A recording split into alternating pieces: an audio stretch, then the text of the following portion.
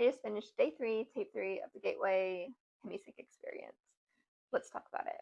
So if you're new here, I am a certified hypnotherapist with over a decade of experience in guided imagery, hypnotherapy, guided meditations, and I am doing the Hemi Gateway experience for the first time, and I am documenting it here.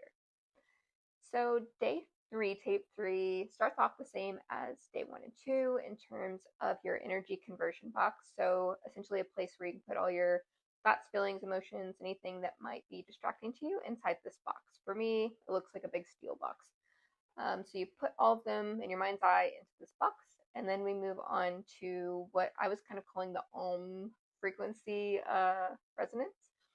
So they have you breathe in pure positive energy into your head, and then as you breathe out, you're doing it to this frequency that they have you mimic. That sounds to me a lot like the Om from like yoga, if you're in a yoga class that does that. From there, we went into focus 10, but we did it a little bit faster today. So yesterday I told you we were doing what I called like a progressive relaxation, where you go through each of the body parts one by one, relaxing them to get into that state. Today we just kind of went right into it. And then from there, we went into, I have notes right here. The Resonant Energy Balloon is what they called it.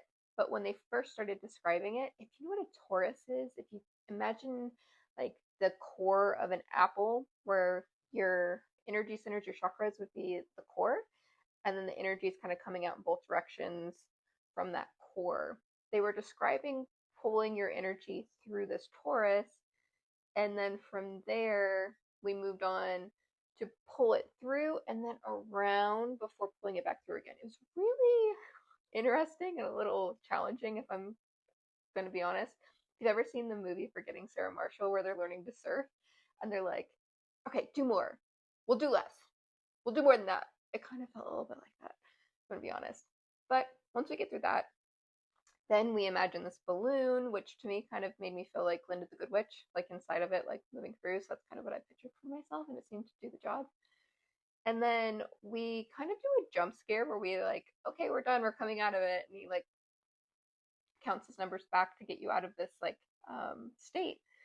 And then so I reach over for my notebook because I'm doing this series, so I wanted to take notes on what I experienced. And then he's like, and we're going back down.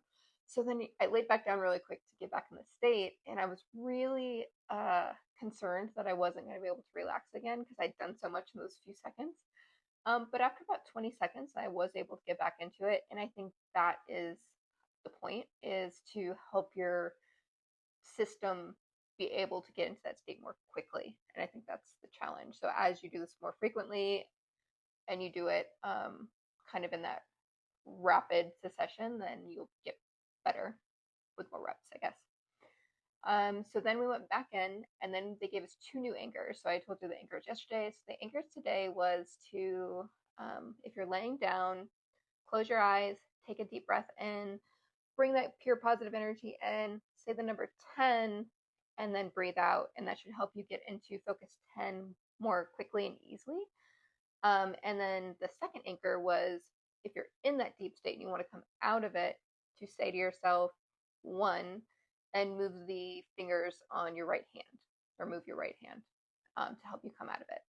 And I mentioned yesterday that I think the reason for these particular numbers is 10 being, well, focus 10. When you're in that deepest state, that's the last number they say for you to be in the deepest state of relaxation. And then 1 being the number when they're calling you out of that state.